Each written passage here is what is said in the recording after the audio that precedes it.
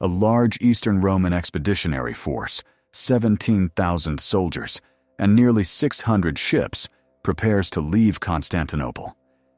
Its target is the Vandal Kingdom in North Africa, once among the richest provinces of the Roman Empire, until they were lost to barbarians with catastrophic consequences. North Africa will now, a century later, see the Romans return. Emperor Justinian intends to free the people of North Africa from barbarian tyranny and the dangers of Christian heresy. He entrusts the mission to Flavius Belisarius Victor of Dara, who has only just saved the regime by crushing an internal revolt. Now, he will lead the forces of the Eastern Roman Empire in the Emperor's campaign to reconquer the West. When the Western Roman Empire was seized by barbarians in the 5th century, the Vandals proved perhaps Rome's most enterprising enemies. From Central Europe, they marched, killed, and plundered across Roman lands, into Spain. And in 429, crossing to North Africa under King Gaiseric, they founded a kingdom there and embraced piracy with skill and zeal. In 455, Gaiseric sacked Rome. 75 years later, the Eastern Romans and the Vandals had learned to tolerate each other. Emperor Justinian's relations with the Vandal king Hilderic were, in fact, exceedingly cordial. The two exchanged gifts, and though Justinian regretted that Hilderic was an Arian heretic, he was content that the king at least allowed Orthodox Christians in his realm to live in peace. Then, in 530 CE, a coup shook the Vandal kingdom. Gelimer, Hilderic's cousin and heir, seized power and imprisoned the former king. Unlike his unfortunate predecessor, humiliated in war by Berber, Tribes Gelimer was a proven fighter and cunning to boot.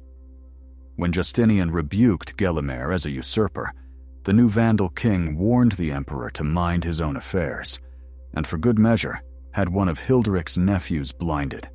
3 years pass. Justinian makes peace with the Sasanian Empire and survives the Nika riots. Now, he decides, it is time to teach Gelimer a lesson. Imperial propaganda and the historian Procopius would later portray Justinian's war with the Vandals as part of a long-standing plan to recover the Western Empire for the true faith in God and the freedom of our subjects. Modern historians are more skeptical. Justinian needed a victory to shore up his regime. Gelimer's actions were a provocation, and restoring North Africa's wealthy estates promised obvious rewards.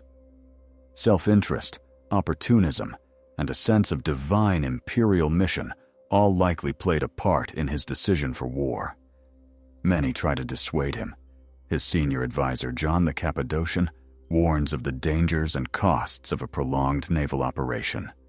His generals cannot forget the fate of the last Roman expedition to North Africa, a vast fleet destroyed by Vandal warships off Cape Bon. Justinian is undeterred. He orders the fleet and army to assemble at Constantinople. Belisarius, reinstated as Magister Militum, per Orientum General of the East, is given full authority over the campaign. His force includes 10,000 infantry under John of Dyrrachium, 5,000 cavalry, split between federates and regular Roman units, about 600 Hunnic mercenaries, 400 Herul mercenaries, and Belisarius's own Bucellari, likely around 1,000 men. His old comrade John the Armenian will be his deputy, Solomon, a eunuch, his chief of staff. It is a small army, but most are hardened veterans of the Eastern Wars. Belisarius will be accompanied by his wife Antonina, an arrangement sure to draw comment from conservative Romans, but apparently accepted. She will prove a shrewd and effective ally to her husband, and a valuable agent for her patron and friend, Empress Theodora. The fleet sails in June 533. Belisarius believes much will depend on the discipline of his men. But even before they clear the Hellespont, 2 Hunnic mercenaries drunkenly murder a comrade. Belisarius hangs them in view of the entire fleet. Then he addresses the army. If I were speaking to men going to war for the first time, it would be hard to convince you that justice can be our greatest ally in winning victory. Those who do not understand the fortunes of war think the outcome depends only on strength. But you, I think, know that, although men fight, God judges the contest. Therefore, he warns, he will never overlook their crimes, concluding, I will count no man my comrade, however fearsome he may be to the enemy, if his hands are not clean. The fleet continues, stopping to take on provisions and additional troops. Along the way, 500 men die after eating moldy bread, a calamity Procopius blames on cost-cutting by the miserly John the Cappadocian. On Sicily, Belisarius receives fresh supplies from Syracuse. As he weighs his next move, astonishing news arrives. Not only are the Vandals completely unaware of his expedition, but Gelimer has sent his brother, Tzazo, with most of the Vandal fleet and 5,000 troops to crush a revolt on Sardinia. Belisarius may have been tempted to land in Tripolitania, where Romanized locals have already risen against the Vandals. But reassured by the absence of the Vandal fleet, he decides to strike at the heart of Vandal power landing close to their capital, Carthage. The disembarkation meets no resistance, but Belisarius is furious when some of his men rob local inhabitants. He punishes them, then addresses the troops again. The Libyans, Romans from ancient times, are disloyal and hostile to the Vandals. Now your lack of self-control has made them the opposite. He warns that lawlessness will cost them the people's support and bring only defeat and death, but with good behavior. God will be on your side. The Libyan people will back you, and the Vandals will be at your mercy. Belisarius sends trusted men into the nearby town of Selectum to see whether the people will side with the Romans. At dawn, the soldiers carefully enter. They tell the local elders Belisarius has come to depose the usurper Gelimer and restore their freedom. The townspeople agree to admit the army and open a market. Belisarius is generous to the Libyans. Crucially, his men behave well. They pay for supplies and win the locals' trust. Procopius, an eyewitness, records that from this point, the campaign felt like marching through their own country. Belisarius advances along the coastal road toward Carthage. He knows Gelimer is somewhere inland and could strike from almost any direction. So he orders John the Armenian, his second-in-command, to take 300 Bucellari and scout 2 miles ahead of the main army. Belisarius himself commands a strong rearguard. The Huns ride as flank guard 2 miles out. Their seaward flank is protected by the fleet, keeping pace with the army's advance. They cover about 10 miles each day and fortify the camp each night. When Gelimer hears of the Roman landing, he sends orders to his brother Amatas in Carthage. First, Amatas must execute Hilderic and the other prisoners. Then he must gather all available men and join Gelimer at Ad Decimum, where they will ambush and annihilate Belisarius' army. Ad Decimum, at the 10th milestone, lies 10 miles south of Carthage. Here, the coastal road runs through a narrow defile between a salt pan and the sea.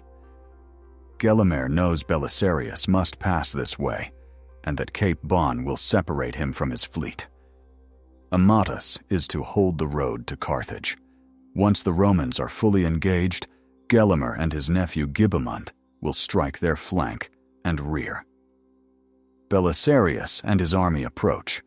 Roman patrols report skirmishes with Vandals. Gelimer is close.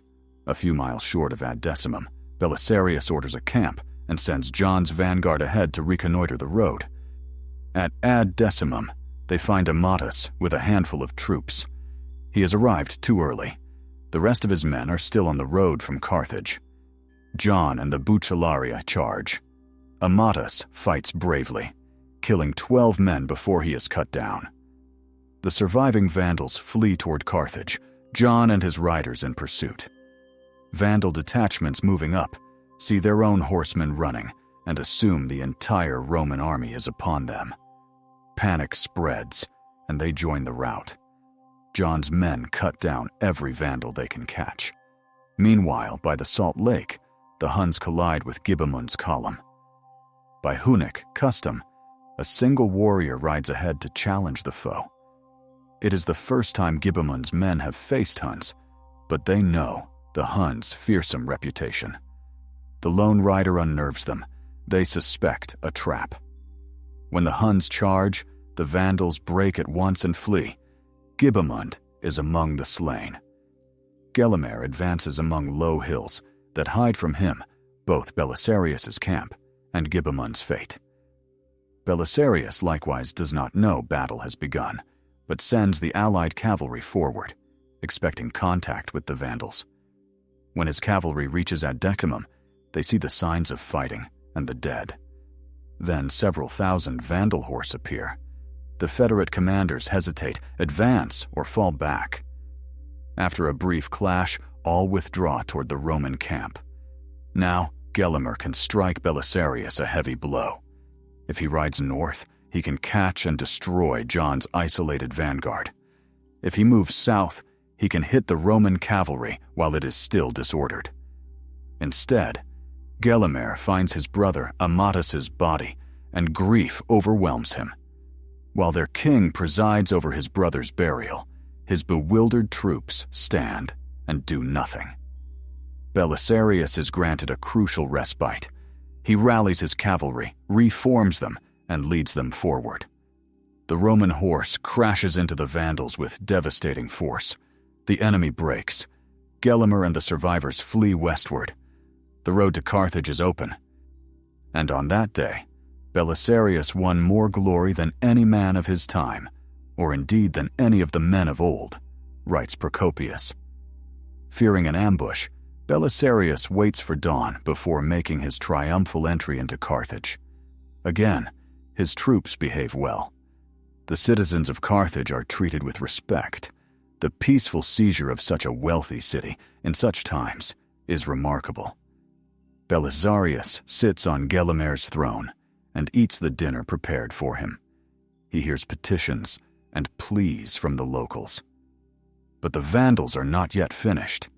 Belisarius receives a message intended for Gelimer, that Zazo has crushed the revolt on Sardinia and is returning with 5,000 men. Reinforced, Gelimer advances on Carthage. Belisarius marches out to meet him at Tricamarum. The Roman cavalry camps by a small stream, where the Vandals catch them off guard and rush into action while the Romans are still preparing their meal. Yet again, Gelimer fails to exploit the advantage. He does nothing while the Romans form up and their infantry, trailing on the march from Carthage, takes position. The Romans strike first as John the Armenian leads the Bucellari against the Vandal center. Twice he is thrown back. But the third assault goes in with greater force. Zazo himself is cut down before Gelimer's eyes. Belisarius orders the rest of the army forward. The Vandals flee, leaving 800 dead. The Romans lose only 50. The Vandals take refuge in their camp, which holds their baggage and families. But when Belisarius brings up his infantry to attack, King Gelimer slips away. The fighting is entirely one-sided. Panic engulfs the Vandal camp as all try to run. Romans kill the men, enslave the women and children, and plunder whatever they can find. Belisarius cannot restore discipline until morning. Gelimer flees into the mountains. Belisarius dispatches John with 200 horse to pursue, but 5 days later, John is accidentally killed by one of his own men. Belisarius grieves for his old comrade.